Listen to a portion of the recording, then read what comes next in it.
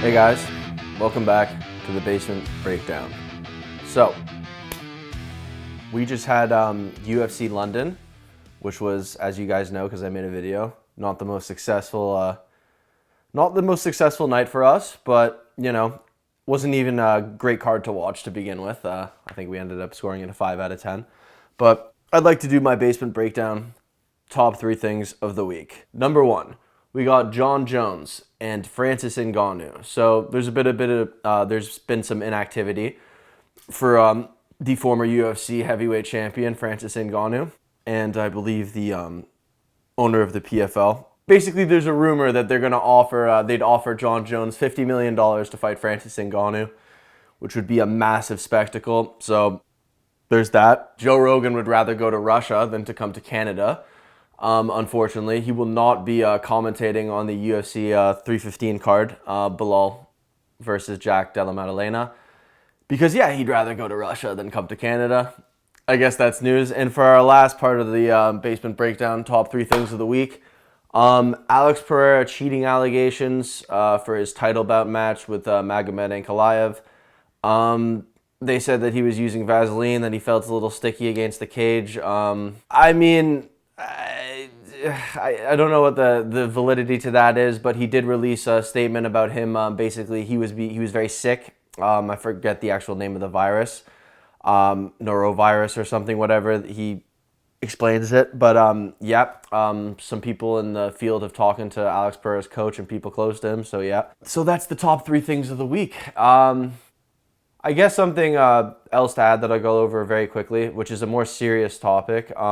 The Cain Velasquez court decision. I believe that case started in 2022, where the attempted murder. So essentially, Cain Velasquez's daughter was molested by a guy, and he did what any father would do, and he took matters into his own hands. Obviously, terrible thing.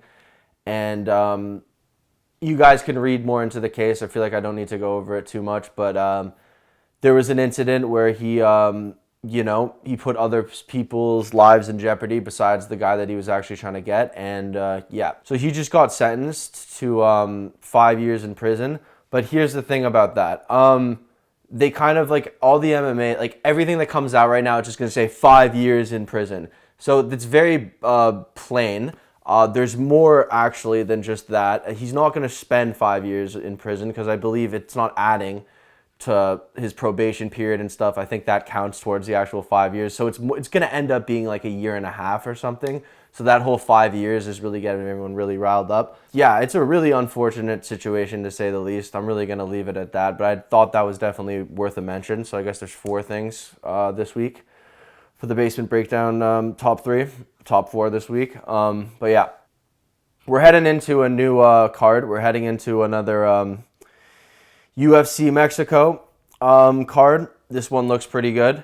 Yeah, guys, let's break it down. So hopefully we do better this time. We're going to start at the beginning of the card. So we have Markel Medeiros versus Austin Hubbard. All right, so Markel Medeiros, he has one fight in the UFC versus Landon Quinones, where he wins a decision. That was the Delitsier versus Imamov card a while back, I believe February of 2024. So Markel's, from what I can see this from the statistics, I actually didn't watch this fight, but it looks like he sort of just scraped by with a decision here, which worries me a little bit because he looks to be a prospect. And now he goes up against Austin Hubbard. Yeah, Austin Hubbard's a 33-year-old guy. I think his nickname's The Thud, or just Thud. He lost a decision to Alexander Hernandez back in October. Before that, he beat Michael Figlak, I think was his name. And he actually lost to the guy who Alexander Hernandez beat 2 weeks back. So Kurt beat him. So, I mean, yeah, he wins here and there, and mostly kind of loses. He has losses to Mark Madison's, Joe Solecki. This is a bit of a tough one to kind of decide on because judging by Markel's first performance in the UFC. It doesn't really look too good. I'm sure he's going to be favorited, actually.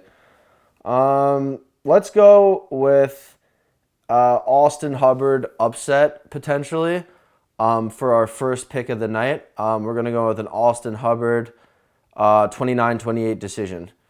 Yeah, we're going to go with that. I don't like the amount of failed takedowns I saw from Markel last time out. All right, we have Jamal Emmers versus Gabriel Miranda. Jamal Emmers is a 35-year-old, so is Gabriel. They're both around the same age. Nicknamed Pretty Boy. He recently, well, not too recently, sorry, the Blanchfield versus Manon Fiorot fight back in March of 2024. He lost to Nate the Train Landwehr. And he's been pretty inactive besides that. This is his first bout of 2025. 2024, he only fought once. He beat Dennis Bazooka. He lost to Jack Jenkins. And then he beat a guy whose name I can't pronounce. But yeah, he's been in the UFC for a bit, hasn't fought too much. He has about an even record. He's old. And then we go to Gabriel Miranda. So, oh yeah. He loses to Morgan Charrier. And he got TKO'd by him, which isn't a good look, and that's his only fight in the UFC. Yeah, I think this is a fight that Jamal Emmers will probably win.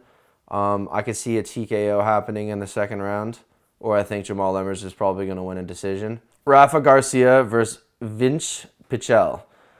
All right. Vince Pichel is a 42-year-old. Rafa Garcia is 30 years old. That doesn't always matter. As we saw last weekend, guys, you know, age is but a number. Jan Blachowicz edged out a decision, even though he lost it. In the judges' eyes, in my eyes, and on Instagram, we saw his approach post-fight. Very upset about that. But, yeah, anyways, guys, age is just a number. But in this case, we need to talk about it. Grant Dawson beat Rafa Garcia. Rafa Garcia's last time out. He was supposed to fight Joaquim Silva, but that didn't end up happening, and I guess this is his new opponent. Rafa Garcia is, he's a guy who's kind of been in the UFC for about 4 years. He's got wins versus Clay Guida. He's got a win against Hayeser Mahashet. Ooh, can't pronounce that. He lost to Dracha Claus. He beats Jesse Ronson, and in 2021, he beats Natan Levy, who's no longer in the UFC. He loses to Chris Gruchamachar, and he lost to Nazrat Hakparast. So, I mean, he's got about an even record in the UFC.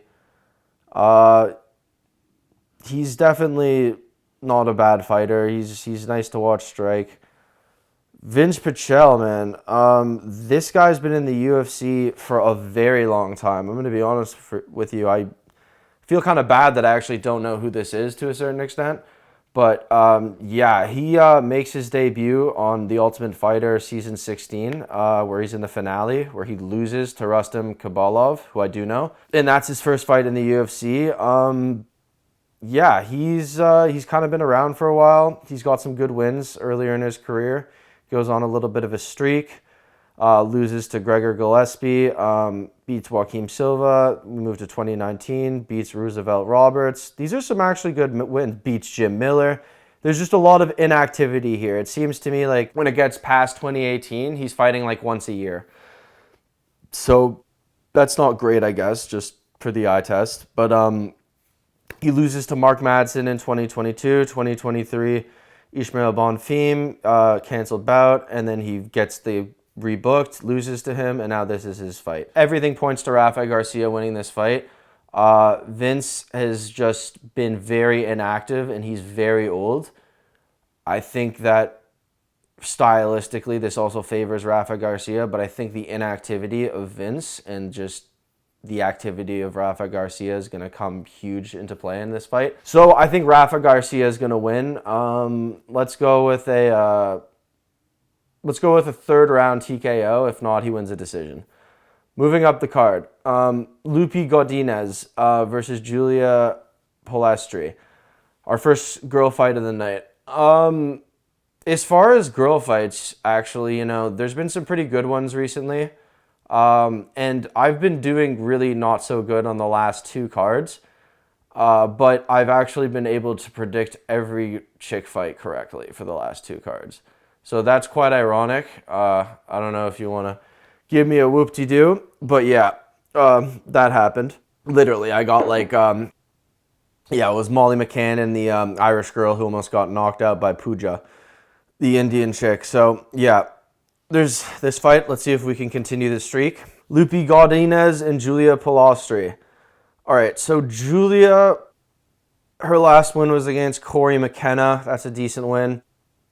She lost to Josephine Knuston, and she had a canceled bout versus Stephanie Luciano. So she's only fought twice in the UFC, and she's 1-1 against good opponents.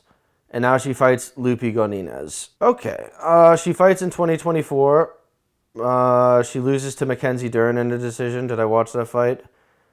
Yes, I did. And then she lost to Verna Jardiroba, the girl whose eye looks that way, but she's really good too. Then in 2023, she beats Tabitha Ritchie, canceled bout versus Sam Hughes, Alicia Reed, Angela Hill beats her. All right, I think I kind of know where I want to go with this. You know what? Nah, we're going with Lupi Godinez. Why? Because she's Canadian, she's Mexican mixed. We're going to support a Canadian on a Mexican card. Let's go. Lupi, you better prove me right. I am going with a 29-28 decision by Lupi. Let's get it done. Christian Rodriguez versus Melquizo Costa. Okay, this should be a really fun fight, actually. I'm excited for this one. Christian Rodriguez is coming off of a win versus Austin Bashi. Before that, he got submitted by Julian Erosa. Not such a good look, to be honest with you. And then before that, he wins a decision over Isaac Dugarian. And before that, he's the only guy to beat Raul Rosas Jr., who's also fighting on this card. I remember that fight. Raul Rosas made some bad mistakes. Christian Rodriguez, and now we have Melquizo Costa, who I also like. Submitted Andre Fili recently, actually, Cejudo versus Song Yadong card, which is actually quite a quick turnaround for Melquizo Costa, but I do like him. His only loss in the UFC is to Diego Moses and Steve Garcia. So besides that, he's won every matchup. He's on a little bit of a streak right now. I think a 2-fight win streak. That submission from Julia Erosa really bothers me. I also think he might not be favored. I'm going to go with Melquizo Costa to win this fight. I think he might be able to either submit Christian Rodriguez or control him on the ground. I mean, Christian Rodriguez could potentially knock him out, but like, I don't like what I see to a certain extent. I think Melquizo Costa will be a good test for Christian Rodriguez. If he can deal with him, I'll show a bit more respect. But hopefully we're right about that. We got Jose Medina versus Atebe Gautier. So we have a 10-year difference between these two. Atebe Gautier, he's out of Cameroon, I believe. He fought in the United Kingdom, I think regionally and stuff, and he was ranked pretty highly. His name is the Silent Assassin. We'll see on the night. He's fighting Jose Medina, who is a 33-year-old. He's only fought once in the UFC, and his last fight was a loss to Zachary Reese. But again, like, I can't pick against... this is tough because it's like Jose Medina has been in the UFC. He has more fights. But this guy's young, and he has only one loss. It just worries me because I picked Musasa against Vera not long ago, and that was a matchup where I thought the younger guy would be able to take out the older guy, and I was wrong. Let's go with Atebe Gautier to win this fight for his UFC debut. He wins not so silent knockout, hopefully, in the second round. If not, he wins a decision, but we're going to go with a Gautier knockout in the second round. Moving up the card, we have Edgar Cherez versus CJ Vergara. CJ Vergara, he's a test for a lot of guys who have came up in his division, that being the flyweight division. So yeah, I mean, he's never necessarily an easy fight, but he gets beaten a lot. Ramzanabek Timurov, prospect who beat him last time out. Asu Amabayev, who lost to Manel Kape recently, beat him before that. And then before that, he beat Vinicius Salvador, not a bad win. Then he beat Daniel Da Silva, not a bad win. He loses to Tatsurio Taira, another up-and-comer. Then he beats Clayton Rodriguez back in 2022. And then Ode Osborne beats him in 2021. So CJ Vergara is definitely a skilled fighter. No doubt about that. He's no slouch. He's a good test for any of these guys. Yeah, Edgar Chiriz is coming off of a loss to Joshua Van. That was a decent fight where he definitely lost. In hindsight, Joshua Van's been doing very well, so I think that makes his Edgar's loss to him a little bit better. He was good on the feet that fight. So he also has a submission against Daniel Da Silva, a guy who his opponents fought. I guess that's something to take into consideration as well. CJ Vergara's on a 2-fight win streak. It's time for him to lose.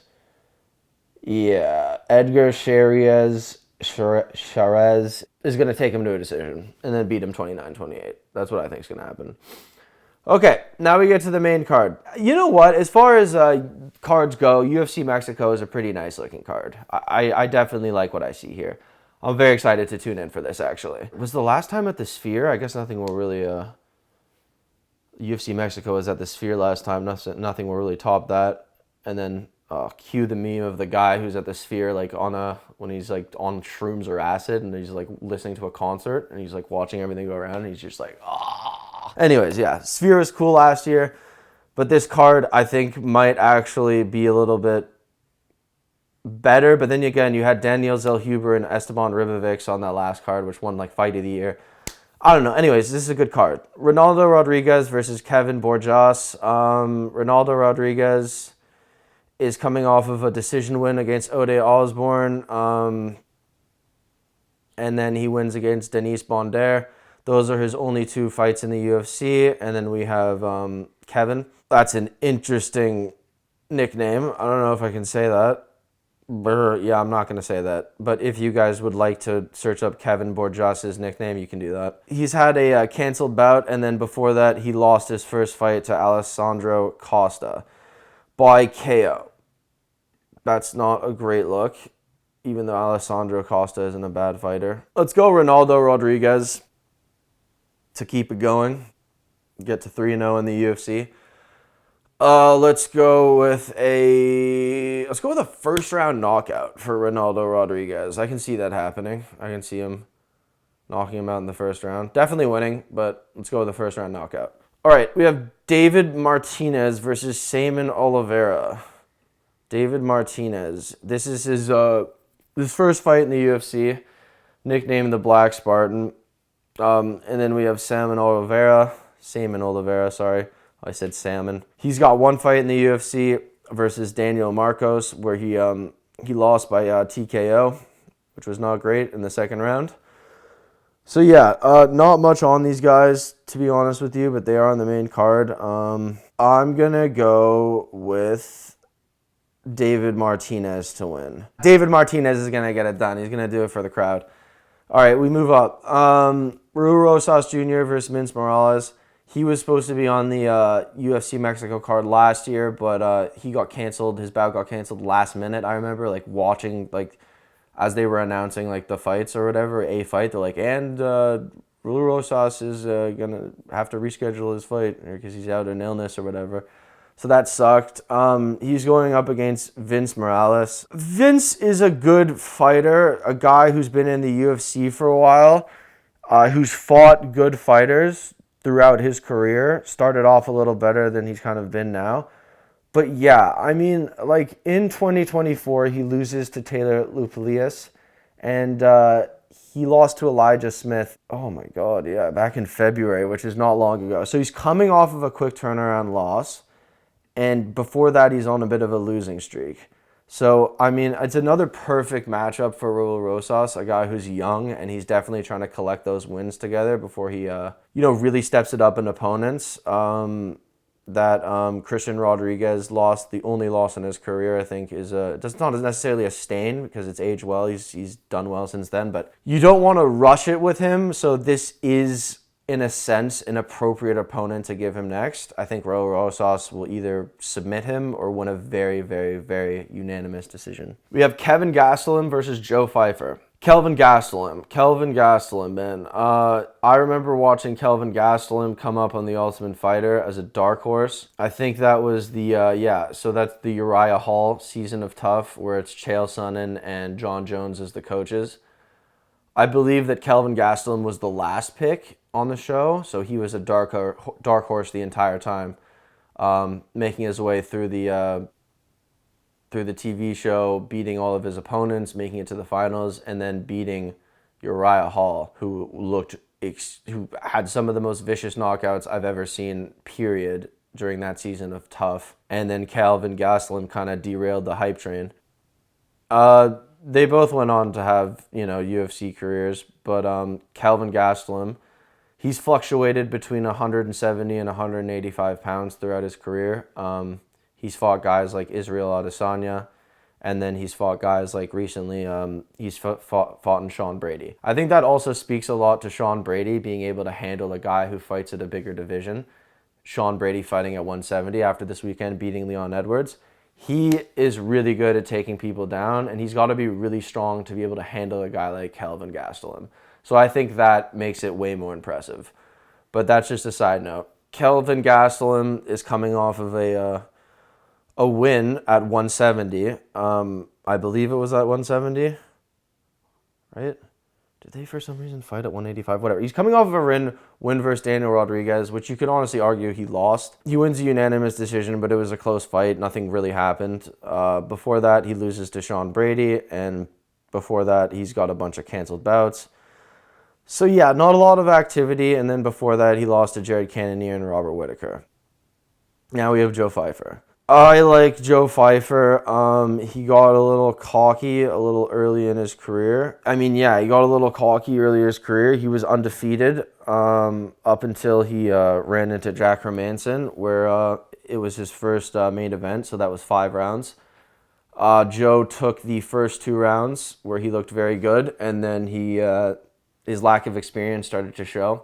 And that's when Jack Hermanson started to come back and kind of take the later rounds, 3, 4, and 5, and then win a unanimous decision. That upset Joe Pyfer a lot, so he came back for UFC 303, fighting Marc-Andre Beirut. Yeah, man, he flatlined Marc-Andre Beirut. I believe I posted that knockout as a short before. It's pretty gnarly. So now he winds up here fighting Kelvin Gastelum. I think Kelvin Gastelum is going to lose this fight to Joe Pyfer. I think his inactivity, his fluctuation between weights, maybe it's recency bias, but he only has a win at 170 recently, and he hasn't done well against the other opponents. I think that Kelvin Gastelum will probably get knocked out by Joe Pyfer. I think it's just a matter of when. I don't think the takedowns will work. I think that Joe Pyfer is just going to be more conditioned, younger, hungrier, and he's probably going to knock him out. I see that coming maybe in the second round. So go to the second round TKO for Joe Pyfer. We move to our co-main event, Manuel Torres versus Drew Dober. Drew Dober looked good on media day, as he usually does. He's coming off of a couple losses, I believe. One to Gene Silva, which was a crazy fight. He landed his own punches in that fight. He did very well for himself, but the young buck, Gene Silva, got it done. That's aged very well. He's going to be fighting for a title, I think, later on in his career, maybe. Before that, he gets a co-main event against a former title challenger, Renato Moicano. That was a really close fight where takedowns basically dictated what happened. I believe it was like it was a split decision, I actually believe, and I think Drew Dober was damaging him a lot, and if he could have stayed up, then he would have won that fight. So his two last losses are decent losses, to say the least. He beats Ricky Glenn, and then he lost to Matt Frevola. I like Drew Dober. He's got a chin on him for sure, but Manuel Torres is young. He's hungry. He lost to Ignacio Bahamundes last time out, who's a very skilled opponent. And before that, he beat Chris Duncan, who we saw last weekend's a very skilled opponent. That really worries me for Drew Dober. I'm going to go with Manuel Torres as my pick to either win a decision or a submission. I think that there's some good money maybe in a Drew Dober TKO if you guys want to put that down, but my pick's going to be Manuel Torres. Now we move to the main event. We have Steve Erceg versus Brandon Moreno. Brandon Moreno is coming back after taking a while off. Well, he came back after taking a while off, and then he beat Amir Albazi, who was undefeated up until fighting him, unanimously. And yeah, now he's fighting Steve Erceg. Steve Erceg's coming off of 2 losses, one being against Kai Kara France, where he got knocked out really badly. And before that, he fought for the title against Alexandra Pantoja, where I honestly thought he won the last 3 rounds, and that would have given him the fight, but they didn't give him it. He hasn't had a lot of fights in the UFC. He beat Matt Schnell. I really like Steve Erceg. It really looked like he aged when I saw him do his, when he spoke to the media, basically. He just looked a little like older for some reason, looked like he aged since that knockout. But yeah, I think Brandon Moreno is more than likely going to take it, guys. I think they've probably rushed Steve Erceg a little too much, and I think they just keep trying to do that with him, where it's like, you gave him a title shot, okay, and then you gave him the guy who's now going to fight for a title shot, and now you're going to give him the guy who fought for a title shot before that other guy, or 2 guys ago. I don't know, man. It's kind of just like you're putting him back right in the main event against Brandon Moreno, who's a really high-ranked opponent, who's fought the best of the best for a long time, and it seems to me that Brandon Moreno will probably get him out of there. And I think that'll be in the 3rd round if he does. But yeah, guys, I think that Brandon Moreno is going to beat Steve Erceg. I really like Steve.